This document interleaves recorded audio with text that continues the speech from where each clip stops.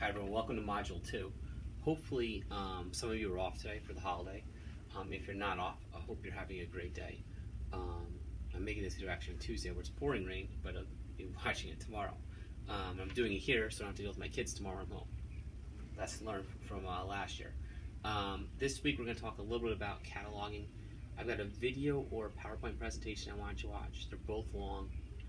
But pick one or the other because they've got some great fundamental things in there about cataloging, which I think will really help you when you get out into this job. And I got 2 short articles for you to read. We'll do some discussion posts. I haven't found a tech piece that I like yet, but if I find one, I will add it in. They're actually looking at me in my library. I'm actually in the front room, which is my teaching station. And then, as you can see, I got the rows of books up here. And then, actually, I'll give you a little twirl around the room. We go all the way straight back. And as you can see, I've got my tripod set up. I'm actually videotaping classes, doing the pledge, so that I can use them during my morning announcements. Because if you haven't had me before, every morning we broadcast our morning announcements. I also use the iPads to get my students to film various things around the school. And the iPads actually take pictures so I can do the slideshow at the end of the year, which is just something we actually just started last year. I started doing it last year. And I got good feedback on it. So we're going to do it again this year. And the end of school year seems like a long way away. I want to talk a little bit about the discussion posts. Thought they were excellent. I'm going to kind of go in order of from top to bottom. So the first one was about collection development. Dana talked about getting to know your audience using a survey. That's a great idea, especially if you're at Google School. You can create in forums. It'll really help you collect information about your community. It's a good idea with the teachers, and actually it's not a bad idea about the students too.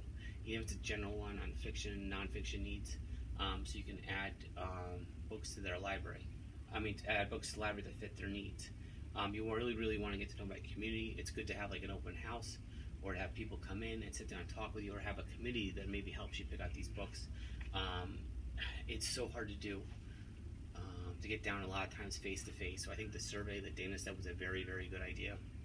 I think it's also a good idea to try to figure out what languages are spoken in your school, so that you could maybe have some books on there. It helped that problem. We're actually looking at something called Epic Books. Some of you may know about it. It's a free online resource of ebooks that students can use, and it has multiple languages in it. It's got a ton of nonfiction. It's got a lot of high-level fiction. The idea behind it is kids get to use it for free during the day. They go home, their parents buy an account, but we're going to let it set them up at least for free during the day here, and it's got a ton of information books, and especially like the nonfiction. It just couldn't keep up on it. And then we did talk a little about throwing out old books. That's one of the things what my district wants to do, is to get this, because they really want us to weed out some of the older books. And I think Josh had a great idea. If you have to think about the book, or whether you're a student to use it, you should just throw it out. That's a very good idea, although it is hard to throw out some books. It just is. So we might do like a grab bag or a book giveaway this year, and let students take some of the older books home. I try not to. I do weed, but I don't do it extensively, because I think there's some good information there, especially in some of those nonfiction books, or in some of those fiction books that are just the classics that you don't want to, throw away. And I just try to love them as much as I can and give as much love as I can to get them out here. I do try to find out ways, especially I did it last year, a couple reading contests or reading incentive programs where I got them to read some of the older books. But it's one of the things we kind of got to think about. We are going more and more digital, whether we want to or not, whether it's ebooks or e-databases. We need to have those, and they can update those a lot more faster than we can our collections. So it's something we got to think about going forward.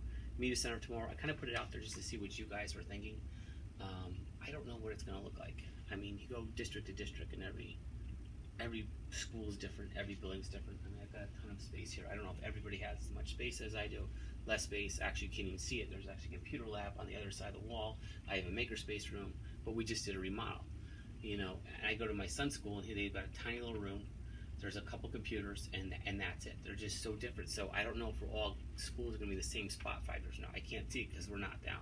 Some that are very technologically advanced because that's what they're pushing, and you've got some that aren't. It's just so hard to do. But I like the discussions you guys are talking about, and the ideas of having more resources and making, it is supposed to be the hub of the school, but every school is different, and I don't think that there's a one-size-fit-all approach for that concept. The pick the tools, I wanted you guys just to kind of see what was out there. I know I try to, when I do my work with my students, try to do different things, whether it's videos, from like Brain Pop or something I can make or something I can find to kind of mix it up, because I like throwing videos at them because I think some of them just do better with it. But I also think when they're presenting, if they say this, if you do Google Slides all the time, you're going to drive yourself crazy. Now, that being said, nobody really, we're still trying to figure out a lot of the state laws and what we can and can't use. So you have to keep that in mind. But from a teacher perspective, these tools that I kind of showed you, I just kind of wanted you to pick one. I do like Sway the best on the list, which I think a couple people had out there. But I would definitely take a look at the list, try to think of something that you might want to use, or you might possibly use in the future. But there's so many out there. If there's one out there that you didn't see, put it up there so you can take a look at it.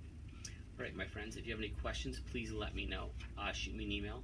Everything is looking really good so far, and I will talk to you all real soon. Bye.